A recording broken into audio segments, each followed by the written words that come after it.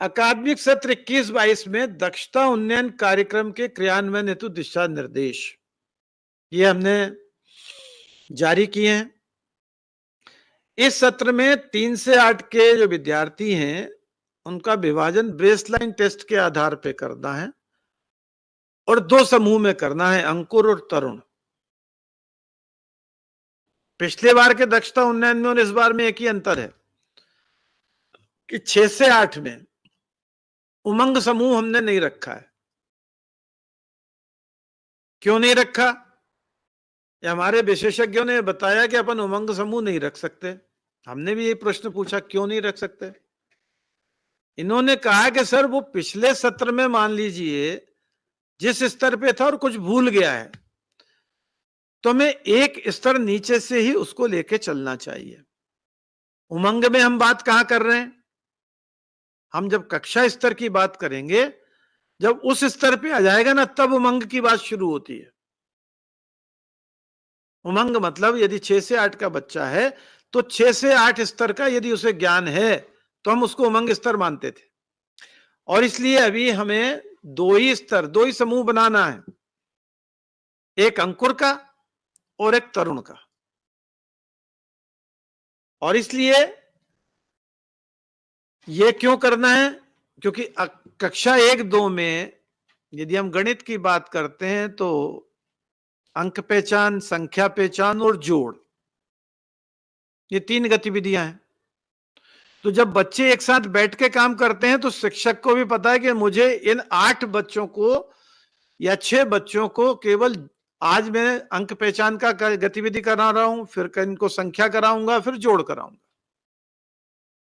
परंतु दूसरे बच्चे ऐसे जो गुणा पे काम कर रहे हैं या घटाव पे काम कर रहे हैं तो उनको भी यदि मैं यही कराऊंगा तो दिक्कत आएगी ना। और इसलिए उनका मैं अलग समूह बना के उनको कहूंगा कि बेटा ये आप गुणा का सवाल हल करो, ये घटाव का सवाल हल करो, ये भाग का सवाल हल करो। ऐसा ही भाषा में तो हमें 1-2 स्तर और 3-5 स्तर गतिविधियां उसी हिसाब से दी हैं और उनका अध्ययन करके हमें 2 बच्चों को 2 समूह में बना करके यदि हम अध्ययन कराते हैं तो आपको ही पता चलेगा कि इस समूह में से जो 5 बच्चे थे उसमें से 2 बच्चे ऐसे जिन्होंने यार जोड़ करना सीख गए अच्छे तरीके से, अब मैं इनको अगले समूह में ले जाता हूं। या भाषा में वो शब्द पहचान तक आ गए, वाक्य तक पहुंचने वाले हैं तो यार मैं इनको अगले समूह में ले जाऊं। आपको भी स्पष्टता रहेगी।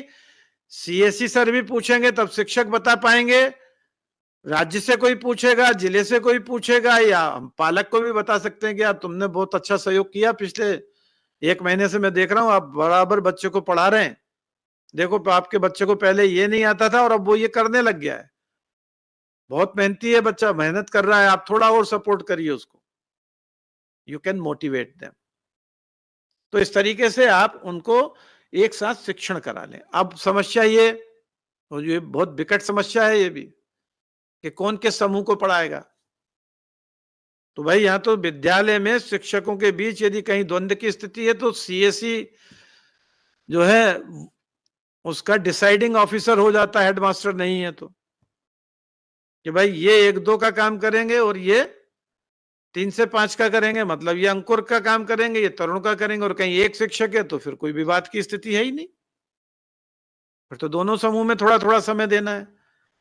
कोशिश ये करनी है कि किसको कितना समय देना है ये शिक्षक डिसाइड कर ले आवश्यकता के अनुसार। और 2 से अधिक शिक्षक हैं तो अच्छी बात है, फिर हम कोशिश कर लें कि यार ये भाषा में आप देख लेना, गणित में ये देख रहे हैं और 2 ये कर रहे हैं तो कार्यालयीन काम में ये नेस की तैयारी में ये सहयोग कर देंगे, पर अंकुर वाला अपने आप को अंकुर पे फोकस करे। और मैं आपको बता दूं अंकुर वाला काम सबसे महत्वपूर्ण है, इसको हल्का मत मानिए। जो शिक्षक अंकुर समूह के बच्चों को यदि मोमेंटम दे देता है, चलना सिखा देता है, पढ़ना सिखा देता है, अंक पहचान, संख्या पहचान, जोड़ सिखा देता है, तो ये जीवन का सबसे पुनीत और पुण्य वाला काम है। उस बच्चे के जीवन को आपने बना दिया, इसलिए उसको छोड़िए मत। सबसे ज्यादा सहारे की जरूरत 6 से 8 में यदि वो 1-2 स्तर पे है तो उसकी कोई ना कोई समस्या भी होगी, पारिवारिक समस्या हो सकती है, शारीरिक मानसिक समस्या हो सकती है और ऐसे बच्चों को विशेष देखभाल की जरूरत होती है। तो मैं आपसे अनुरोध करूंगा कि ऐसे बच्चों के साथ ज्यादा समय व्यतीत करें और उनको मुख्य धारा में लाएं। नेक्स्ट, अब ये आ गई पाठ्य पुस्तक आधारित सामग्री। अच्छा, ओके, हाँ, ध्यान ये रखना है, दक्षता उन्नयन बेसलाइन टूल के आधार पे आपने अभी तक अपनी कक्षा के सभी विद्यार्थियों का विषयवार उनके सीखने के स्तर के अनुसार अंकुर तरुण समूह में विभाजित किया होगा। एक बात और बता दूं, ये तो हम कह रहे हैं मान करके कि हुक कर लिया होगा। कुछ बच्चे ऐसे हैं जो मामा नाना के यहां से अभी वापस भी नहीं आए होंगे या सोयाबीन काटने चले गए होंगे। उनको भी बुला करके जब भी आ जाए तत्काल उनका बेसलाइन लो और उस समूह में बिठाओ, क्योंकि आप लोग उन बच्चों के लिए काम कर रहे हैं जिनमें से कई बच्चे ऐसे जो पहली बार विद्यालय आ रहे हैं, पहली पीढ़ी के पढ़ने वाले हैं। तो यह आपका सौभाग्य कि ऐसे बच्चों के साथ आपको काम करने का मौका मिल रहा है, और यदि उनको आप सिखा के वहां तक ले जाएंगे, वही तो गुरुजी, वही तो आपका गुरुत्व है। इस प्रक्रिया में यदि आपको कहीं कोई कठिनाई आ रही है तो फिर हम संकुल स्तर पे चर्चा कर लें, प्रश्न है, आइए चर्चा करें। तो सीएससी साहब इस पे चर्चा जरूर करिएगा और किस तरीके से समाधान हुआ उसके अनुभव को रिकॉर्ड भी कर लें अपने पास, और आप किसी भी शिक्षक की समस्या है तो नोट करके उसका समाधान भी दें। नेक्स्ट, ध्यान रहे कि 6 से 8 हेतु 31 अक्टूबर तक और 3 से 5 हेतु 13 नवंबर तक दक्षता उन्नयन करना है। सभी कालखंडों में दक्षता उन्नयन आधारित गतिविधियां रहेंगी और अभ्यास भी किया जाना है, नेस कक्षाओं के 3 घंटों को छोड़कर। यह बात बार बार कह रहा हूं नेस की, इसलिए कोई भी शिक्षक इसमें कंफ्यूज ना रहे, कोई सीएससी कंफ्यूज ना रहे। नेस हमारी प्राथमिकता है और हमें तैयारी करके अच्छे स्थान पे लाना है अपने विद्यालय को। इस अवधि के बाद भी 1 घंटे का बूस्टर पीरियड पूरे सत्र नियमित रूप से चलाएंगे। मतलब, क्योंकि आने वाले समय में एफएलएन पे काम होना है, वो इससे बड़ा काम आ रहा है, और यदि आपने यहां मेहनत कर ली तो वहां आपको कम मेहनत करनी पड़ेगी। और ये जो आपने काम कराया है, ये आपका अनुभव उस समय काम ज्यादा आएगा। और नेक्स्ट, स्टूडेंट वर्कबुक कक्षा 3 से 5 ये पाठ्य पुस्तक पर आधारित है, पाठ्य पुस्तक पर आधारित नहीं है, सॉरी। कक्षा 3 से 5 पुस्तक में 2 भाग है, क्योंकि उमंग वाला पार्ट हमने हटा दिया। पुस्तक में 2 भाग हैं, learning level 1 to learning level 3-5, जो मैं आपको पहले भी एक्सप्लेन कर चुका हूं। अब इसमें पहले हिंदी और गणित की ही वर्कबुक थी, अब अंग्रेजी भी जोड़ दी है। प्रक्रिया वही है, बेसलाइन उसका भी लेना है, और इसमें आपको ज्यादातर बच्चे 1-2 स्तर पे ही मिलेंगे, इसलिए इस पर विशेष ध्यान देकर अभ्यास कराएं। प्रत्येक छात्र को विषयवार स्टूडेंट वर्कबुक दी जाएगी, ये तो आपके पास पहुंच गई होंगी, और हिंदी, अंग्रेजी और गणित विषय के लिए अलग अलग वर्कबुक है और अलग अलग प्रत्येक बच्चे के लिए है। आपको हर बच्चे का रिकॉर्ड रखना है, बेसलाइन में वो कहां था, आपने क्या क्या गतिविधि कराई, कितना अभ्यास कराया, वो कहां पहुंचा। और ये चित्र भी आप देख लीजिए, ये यही रहेंगे, ये पहुंच चुकी होगी, हर बच्चे को ये उपलब्ध हो जाए, और बच्चा कब ये काम कर रहा है उसका परीक्षण भी कर लें। 6 to 8 में भी यही बात है, इसमें भी 3 भाग हैं, लेवल वही 2 हैं, 1-2 लेवल और 3-5 लेवल, ये समानता है इस बार।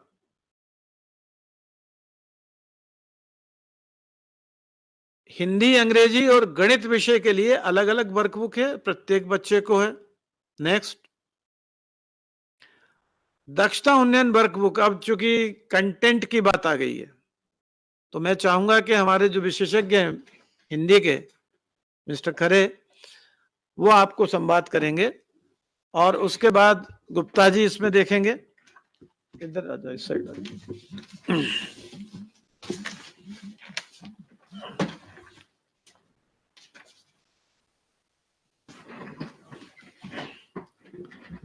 साथियों नमस्कार। जैसा आदरणीय पारेख सर ने आप लोगों के साथ बहुत विस्तार से चर्चा की है और दक्षता उन्नयन आप सभी के लिए बहुत नया कार्यक्रम नहीं है। 2017 से लगातार हम लोग इस पर काम करते आए हैं। इसका एक व्यवस्थित प्रशिक्षण हम लोगों ने लिया हुआ है और कोविड काल के दौरान जो रेडियो के माध्यम से हम लोगों ने दक्षता उन्नयन पर काम किया, उसमें भी आप लोगों का सहयोग रहा है और आप लोगों ने उसके लिए बहुत सारे नवाचार भी किए हैं, जिसके परिणाम भी जो अभी पारेख जी ने कहा कि बहुत बेहतर मिले हैं। हम लोग दक्षता उन्नयन की जो आपको एक वर्कबुक बच्चों को उपलब्ध कराई गई है, जो आपके माध्यम से बच्चों तक पहुंच गई होगी,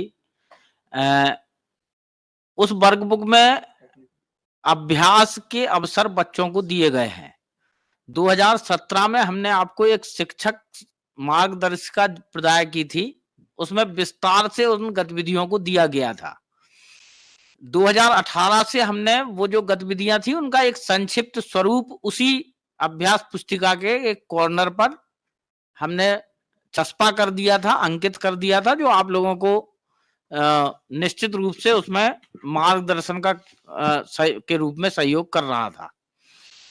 ये जो गतिविधियां आपको दी गई थी, अपेक्षा ये है कि अब बच्चे आपके साथ हैं, स्कूल खुल चुके हैं, बच्चे आप लोगों के साथ काम कर रहे हैं, तो आप लोग जो भी गतिविधियां हों उसको सुनिश्चित करें कि वो जो बॉक्स में गतिविधियां दी गई हों, बच्चों के साथ मिनिमम उतना काम जरूर करें। मिनिमम शब्द में इसलिए, न्यूनतम शब्द में इसलिए जोड़ रहा हूं कि यदि आप शिक्षक मार्गदर्शिका जो दक्षता उन्नयन की 2017 में आप लोगों को प्रदान की थी, यदि उसका सहयोग लेते हैं, उसको विस्तार पूर्वक करते हैं, तो उससे बेहतर कुछ नहीं होगा। लेकिन यदि आप उतना नहीं भी कर पा रहे हैं, तो उसमें एक संक्षिप्त गाइडलाइन कि आपको करना क्या है, वो कुछ बुलेट्स में दी हुई है। तो आपसे अपेक्षा है कि आप कम से कम उतनी गतिविधियां जरूर कर लें। ये जो जितने भी अभ्यास के अवसर इसमें दिए गए हैं, अभी आदरणीय पारेख सर ने आपको ये बहुत ध्यान देने के लिए कहा है कि दक्षता उन्नयन के साथ हमें नेस की कक्षाएं भी संचालित करनी है। यदि आप इन अभ्यास को देखेंगे तो हम लोगों ने जब ये काम शुरू किया था, उस दौरान हमने हर गतिविधि को नेस के जो लोएस्ट परफॉर्मिंग आउटकम्स थे स्टेट के संदर्भ में, उसको भी हमने इन दक्षता उन्नयन की अभ्यास पुस्तिकाओं के साथ सम्मिलित किया था। तो आप इससे भी निश्चिंत रहें कि जो नेस की तैयारी के लिए बहुत आवश्यक है कि बच्चे को मूलभूत दक्षताएं आए, वो उन मूलभूत दक्षताओं को हमने लर्निंग आउटकम के जो न्यूनतम लर्निंग आउटकम नेस के थे उसके साथ भी इसको जोड़ करके देखा हुआ है। तो आप लोगों से अनुरोध है कि आप वो दक्षता उन्नयन की जो भी गतिविधियां आप करा रहे हैं, वो निश्चित रूप से आपको नेस में सहयोग प्रदान करेंगी, सहायता प्रदान करेंगे। खासकर ऐसे बच्चे जो अभी एड ग्रेड की लर्निंग में नहीं है, उससे कुछ पीछे हैं, तो उनको वो अवसर वहां मिलेंगे। कुछ एक गतिविधियां यहाँ उदाहरण के रूप में दी गई हैं विस्तार से, यद्यपि आप लोगों से बहुत दो प्रशिक्षण तो 17, 18, 18, 19 के प्रशिक्षण में आप लोगों से विस्तार से चर्चा हुई है। ये एक गतिविधि जो यहाँ दी गई है, इस गतिविधि में कुछ सामग्री और तैयारी की बात की गई है, कुछ गतिविधि की बात की गई है, उसके बाद कार्य पुस्तिका की बात की गई है। ये जो 3 चरण हैं, ये 3 चरण को आपको यदि आप कक्षा में शामिल करते हैं तो निश्चित रूप से बच्चे की सीखने की गति भी बढ़ेगी और बच्चे की समझ भी विकसित होगी, जिस उद्देश्य से आप दक्षता उन्नयन का काम कर रहे हैं। आपको सामग्री क्या चाहिए, वो विस्तार से आपको दक्षता उन्नयन की मार्गदर्शिका जब आप देखेंगे उसमें आपको मिल जाएगी। जैसे यहाँ लिखा हुआ है कि आपको एक कविता, अगर आप कविता पढ़ाने जा रहे हैं तो उसका एक फ्लैश कार्ड हो, कुछ अधिगम पत्र पे लिखी हुई कविता हो, जो आपको पूर्व तैयारी करनी है कि आप इसको लिख लें कहीं, या तो आप ड्राइंग शीट पे लिख लें बड़े अक्षरों में, या ब्लैक बोर्ड पे लिख लें। यदि संभव है इसके साथ कुछ चित्र बना पाना, या कुछ चित्र आपके पास उपलब्ध है तो उसको भी डिस्प्ले करें। विद्यार्थियों के साथ कक्ष में बैठने की जो व्यवस्था हो वो भी बहुत आवश्यक है, क्योंकि लर्निंग में बैठक व्यवस्था भी अपने आप में किसी सीखने की प्रक्रिया को सहयोगी के रूप में होती है, तो वो वह भी आपको सुनिश्चित करनी है। अब मान लीजिए कोई कविता है तो उसके में गतिविधि क्या हो। हम सब डीएड बीएड किए हुए हैं और हम लोग ये भली भांति जानते हैं कि जब भी हम गद्य या पद्य के लेखन की या उसके रीडिंग की बात करते हैं तो उसमें आदर्श वाचन, अनुक्रम वाचन और मौन वाचन, इन तीन का बड़ा महत्व है।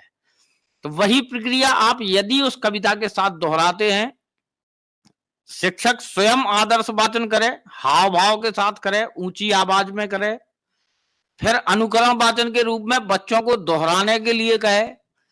इस दोहराव से रीडिंग बच्चों की न केवल ठीक होगी वरन उच्चारण जो कहीं ध्वनि जागरूकता के साथ भी जुड़ा हुआ मामला है उस पर भी फोकस होता है। तो इसको आप बहुत गंभीरता के साथ यदि आप स्वयं भी वाचन करते हैं और उस वाचन के बाद बच्चों से अनुकरण वाचन के अवसर देते हैं तो वो निश्चित रूप से किसी भी कंटेंट के लिए, किसी भी प्रक्रिया के लिए बहुत महत्वपूर्ण होता है। जो भी आप पैराग्राफ पढ़ करके सुना रहे हैं, जो भी आप कविता सुना रहे हैं, उससे संबंधित यदि आप प्रश्न बच्चों से बीच में करते हैं तो निश्चित रूप से उससे भी समझ विकसित होती है। और पढ़ना, जब भी हम पढ़ने की बात करते हैं तो पढ़ने का मतलब ही होता है कि रीडिंग विथ अंडरस्टैंडिंग, समझ के साथ पढ़ना। यदि समझ उसमें शामिल नहीं है तो शायद वो पढ़ना उतना सार्थक नहीं है।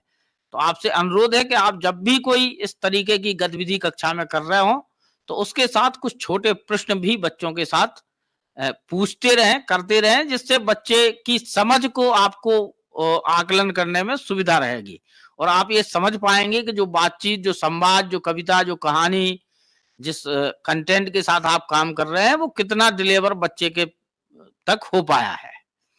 नेक्स्ट, इसमें कार्य पत्रक के रूप में हमने लगभग 8 से लेकर के और 12-13 तक अभ्यास आपको एक गतिविधि के साथ देखने को मिलेंगे हिंदी विषय के लिए। तो इसमें अपेक्षा यह है कि आप अभ्यास को उसी स्वरूप में कराएं। बच्चे को अभ्यास के अवसर जब आप दे रहे हैं, जब आप उससे अभ्यास की बात कर रहे हैं तो कुछ अभ्यास ऐसे जो आप अपने समक्ष कराएं, कुछ अभ्यास ऐसे जो उसको होम असाइन के रूप में भी दें। वो अभी हम लोग आगे उस पर बातचीत करेंगे। तो ये कार्यपत्रक जो आप देख पा रहे हैं, इस कार्यपत्रक में कुछ मौखिक प्रश्न पूछे गए हैं जिसपे आप कुछ सवालों के जवाब बच्चा दे सकता है। नीचे कुछ चित्र दिया गया है कार्यपत्रक 2 के रूप में और अपेक्षा की गई है कि वो उस चित्र के साथ उस पिक्चर को कोरिलेट करे और उसका नाम लेखन करे। नेक्स्ट, ये जो एक दूसरी गतिविधि हम यहाँ डिस्प्ले कर रहे हैं, ये जो दूसरी गतिविधि है इसको भी ठीक वैसे ही जैसी आपसे अपेक्षा पूर्व में की गई थी 3 तरीके से। आपको सामग्री क्या लगेगी, इसका मतलब है कि आप टीएलएम क्या यूज करेंगे, क्योंकि हम सब जानते हैं कि जब हम सीखने सिखाने की प्रक्रिया से गुजरते हैं तो केवल कही हुई बात उतना प्रभावशाली नहीं होती है जितना प्रभाव उसमें कुछ दिखाने के बाद होता है। यदि आपने बच्चे को कुछ सुना दिया तो शायद वो स्थायित्व में कुछ कम रहेगा, लेकिन आपने उसको दिखा भी दिया तो उसका प्रतिशत बढ़ जाएगा, उसकी समझ और बेहतर हो जाएगी। लेकिन यदि वही काम आपने बच्चे को करा भी दिया, वो स्वयं बच्चा उस काम को कर ले तो वो लर्निंग, वो सीखने की प्रक्रिया बहुत अधिक होगी, क्योंकि वो इन्वॉल्व होगा, वो उसमें शामिल होगा, उस प्रक्रिया को करने में शामिल होगा। तो ये जो तीनों चरण आपको पुनः दिख रहे हैं, ये तीनों चरण उसी का रूप है। पहले आप जो सामग्री है वो बातचीत के साथ कुछ डिस्प्ले कर रहे हैं, उसके आंखों के सामने कुछ ला रहे हैं। जब आप गतिविधि कर रहे हैं तो इसका मतलब है कि बच्चे को आप इन्वॉल्व कर रहे हैं उस प्रक्रिया में, उसको शामिल कर रहे हैं सीखने सिखाने की प्रक्रिया में, तो वो स्थायित्व की ओर बढ़ रहा है। और तीसरी कार्य पुस्तिका पर जब उसने कुछ काम किया, स्वयं करके देख लिया, तो वो जो लर्निंग थी वो स्थायी लर्निंग के रूप में बदल जाएगी, वो उसके मेमोरी में हमेशा के लिए पहुंच जाएगी। तो ये प्रक्रिया आप लोगों को वही इसमें भी गतिविधियां जो दी गई हैं वो गतिविधियां आपसे पुनः अनुरोध है, अगर आप शिक्षक मार्गदर्शिका आपके पास है तो उसका उपयोग करिए, अन्यथा अभ्यास पुस्तिका में बुलेट के रूप में जो आपको प्रदान की गई हैं गतिविधियां, कम से कम न्यूनतम उतना तो आप बच्चे के साथ कराइए ही। और यदि आप केवल अभ्यास पुस्तिका भरने का काम यदि आप कराते रहेंगे तो ये लर्निंग नहीं होगी। आप अभ्यास पुस्तिकाएं हो सकता है कि कक्ष में बच्चे भर दें, होमवर्क के रूप में बच्चे भर के ले आए, सही भी भरी हो, ये भी संभव है, लेकिन सीखने की प्रक्रिया शायद उतनी नहीं होगी। तो इसके लिए बहुत आवश्यक है कि बच्चों को सीखने की प्रक्रिया में कुछ गतिविधियां शामिल की जाएं, कुछ ऐसे काम शामिल किए जाएं जो बच्चों के लिए स्थायी रूप से उसके मस्तिष्क पर अंकित हो पाए। नेक्स्ट, ये और गतिविधियां जो दी गई हैं, यहाँ एक लिंग बदलने की गतिविधि दी गई है, उसके नीचे कुछ स्त्रीलिंग पुल्लिंग छांटने के लिए अवसर दिए गए हैं। ये जब आप चर्चा करेंगे, कुछ गतिविधियां कराएंगे, स्त्रीलिंग पुल्लिंग पे उसको समझाएंगे, फिर उसको अवसर देंगे, बातचीत करेंगे और उसके बाद उसको करने का अवसर देंगे कि वो इनमें से कौन सा शब्द स्त्रीलिंग है, कौन सा शब्द पुल्लिंग है, स्त्रीलिंग को पुल्लिंग में बदलना है तो क्या बदले, क्या होगा, ये यदि हम उसको समझा पाते हैं, वो कर लेता है, तो ये मान लीजिए कि ये स्थायित्व के रूप में वो आगे बढ़ गया। नेक्स्ट, ये मैथ में अब गुप्ता जी बात करेंगे। ये डॉक्टर लोकेश खरे जी ने हिंदी विषय पर बड़े अच्छे से बताया और मेरा इतना सा निवेदन है कि अभ्यास पुस्तिका पर स्वयं पहले शिक्षक साथी काम कर लें। यह जन शिक्षकों को और विकास खंड के प्रत्येक दल को सुनिश्चित करना है। जब आपकी समझ अभ्यास पुस्तिका की गतिविधियों के बारे में होगी और आप पूर्ण से अध्ययन कर लेंगे तो आप उन गतिविधियों का संचालन कक्षा स्तर पर और शिक्षकों के बीच और समीक्षा बैठकों के माध्यम से आप बड़े अच्छे से करवा सकते हैं और इसका लाभ हमारे बच्चों तक पहुंचेगा। अब मैं आदरणीय डॉक्टर बीबी गुप्ता जी से निवेदन करता हूं कि वो गणित विषय पर, उनकी कुछ गतिविधियों पर, उनकी दक्षताओं के बारे में कुछ प्रकाश डालें। Thank you Saxena ji. सभी साथियों को नमस्कार। बहुत इम्पोर्टेंट है ये बातचीत करना क्योंकि बहुत छोटा सा एक परिवर्तन है और किस तरह से हम लोग उस पर काम करेंगे। पारिक साहब ने बहुत अच्छा इसमें एक डिटेल में आप लोगों को बताया था। एक तो लोकेश खरे जी ने बहुत बढ़िया एक चीज बता दी जिसको आपने ध्यान दिया होगा कि यदि आपके पास शिक्षक टीचर हैंडबुक, शिक्षक मार्गदर्शिका यदि उपलब्ध है तो उसका उपयोग अनिवार्य रूप से करें। ऐसा उम्मीद है कि 2017 में हम लोग इसको भेजे थे आप लोगों के पास सभी स्कूलों को टीचर के लिए। हो सकता है बहुत से शिक्षक साथी अपने पास रखे भी हो सकता है बहुत सारे लोग नहीं रखे हो, कहीं दबी हो, अलमारी में हो, इधर उधर हो। अगर वो मिलेगी तो उसको निकाल लीजिए, वो आपको बहुत मदद करेगी।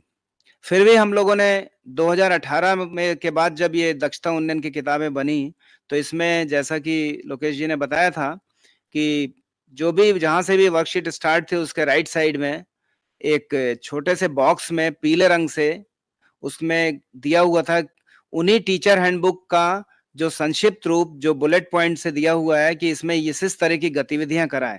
अब मैं फिर इस पे फोकस इसलिए कर रहा हूं कि जैसा कि बताया कि वर्कशीट को भरवाना नहीं है, अगर भरवा रहे हैं तो ये उद्देश्य पूरा नहीं होगा। जरूरत है कि इसके लिए कुछ काम करें, कुछ किसी प्रक्रिया से गुजरें। एंड कोई भी लर्निंग आउटकम्स तभी किसी बच्चे में स्थापित होती है जब वो किसी प्रक्रिया से गुजरे। लर्निंग आउटकम्स के संदर्भ में जो ट्रेनिंग हुई होंगी उसमें आपको बहुत अच्छे से बताया गया है, जब तक प्रक्रिया या किसी गतिविधि के माध्यम से नहीं निकलेंगे तो लर्निंग आउटकम स्थापित हो इसकी उम्मीद बहुत कम रहती है।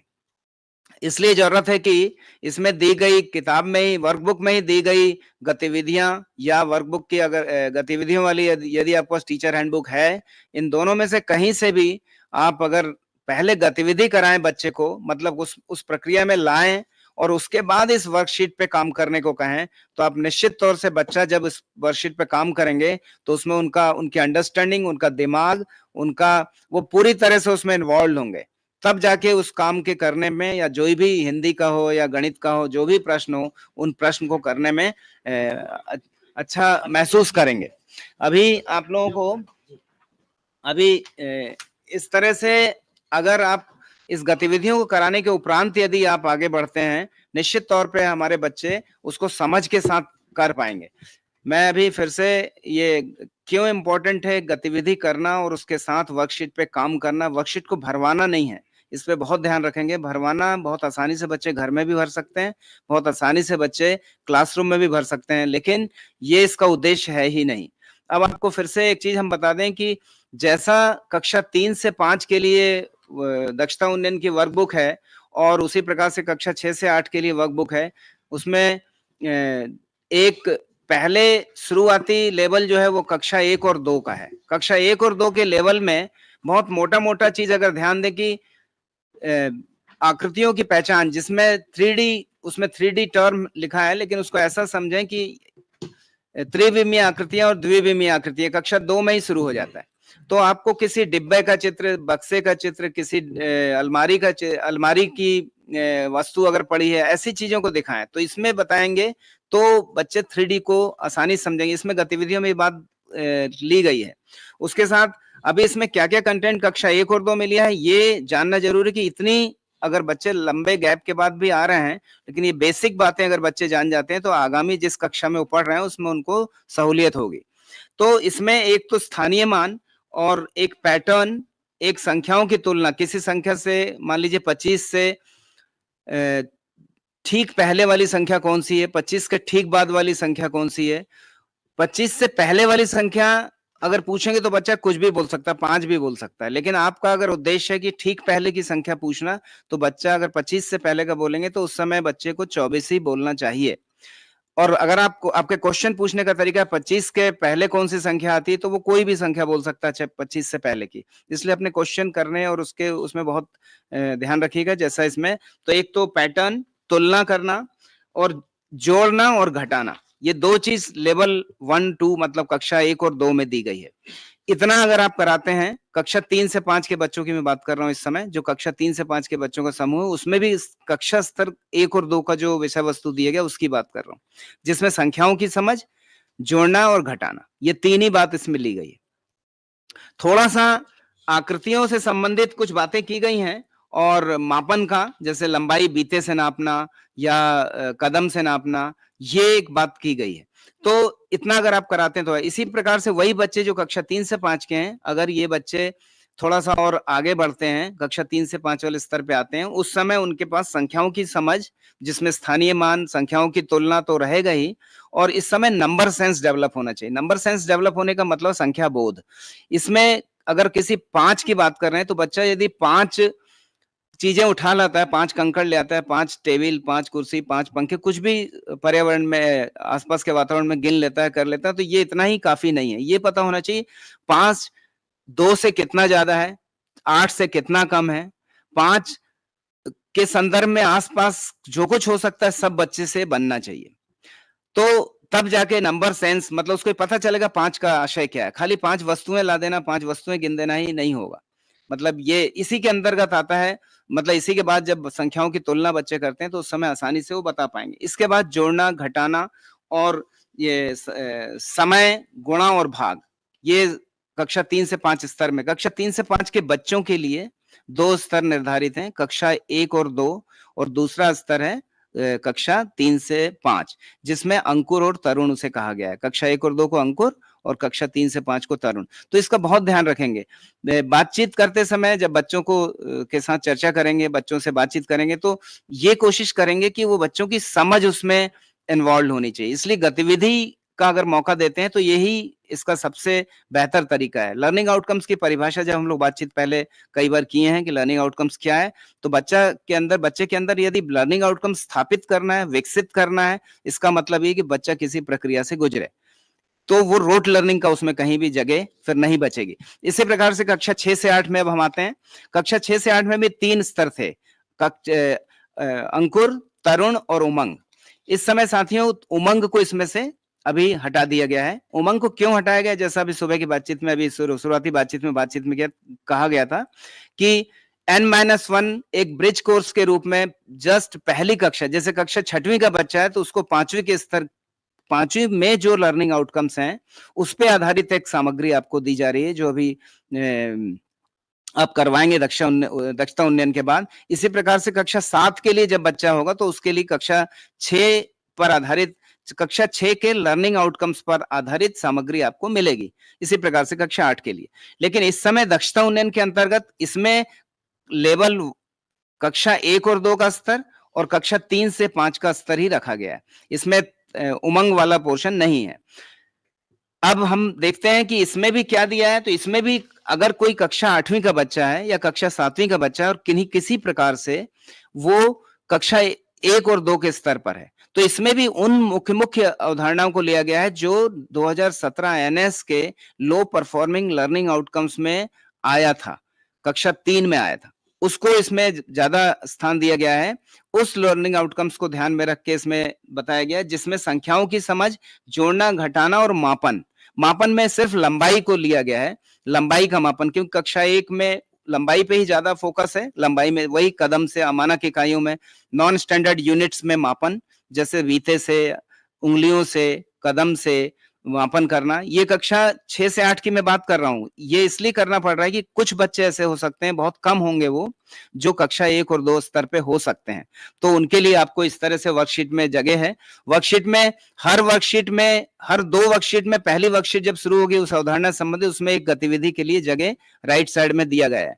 अभी आप देखेंगे उसके बाद कि कक्षा 3 से 5 का जो स्तर होगा, इसमें संख्याओं की तुलना। अब संख्याओं की तुलना, जो कक्षा 3 से 5 का ग्रुप था उसमें 2 डिजिट नंबर था, मतलब 2 अंकों की संख्याएं थी। यहाँ पे अब 3 अंकों की संख्याएं हो जाएंगी। बस इतना ही फर्क है कक्षा 6 से 8 और 3 से 5 के उसमें। ये कक्षा 3 से 5 के स्तर में, इसमें 3 अंकों की संख्याओं में सारी संक्रियाएं, बड़ा छोटा, आगे पीछे, ये सब बातें की जाएंगी। इसी प्रकार से इसमें गुणा और भाग भी है, और मापन में स्टैंडर्ड यूनिट आ गया, सेंटीमीटर, मिलीमीटर का इसमें संदर्भ है। इस प्रकार से पैटर्न और भिन्न को भी इसमें समावेश है। इसमें थोड़ा सा भिन्न को भी लिया हुआ है। अभी आप देखेंगे कि भिन्न का बहुत प्रारंभिक इंट्रोडक्शन है, चूंकि दक्षता उन्नयन के संदर्भ में है, लेकिन लो परफॉर्मिंग लर्निंग आउटकम्स 2017 में भिन्नों में तुलना, तुल्य भिन्न, ये बहुत लो परफॉर्मिंग लर्निंग आउटकम्स में आया था। इस वजह से भिन्न का भी इसमें समावेश किया गया है, लेकिन उमंग समूह को इसमें नहीं रखा गया। इस प्रकार से ये सब बातें मैं इसलिए कर रहा था कि आपको बहुत आसान है इसको समझ के, अगर आप करवा रहे हैं कक्ष में, तो आपको इस मोटी मोटी बातों का अगर आप ध्यान रखेंगे तो आपका पूरा कक्षा शिक्षण जो भी समय निर्धारित है दक्षता उन्नयन के लिए, उसमें आप भरपूर इस पूरे चीज को आप करवा पाएंगे। इसके बाद जैसे ही ये कंप्लीट होगा फिर आप लोग N-1 के संदर्भ में काम करेंगे।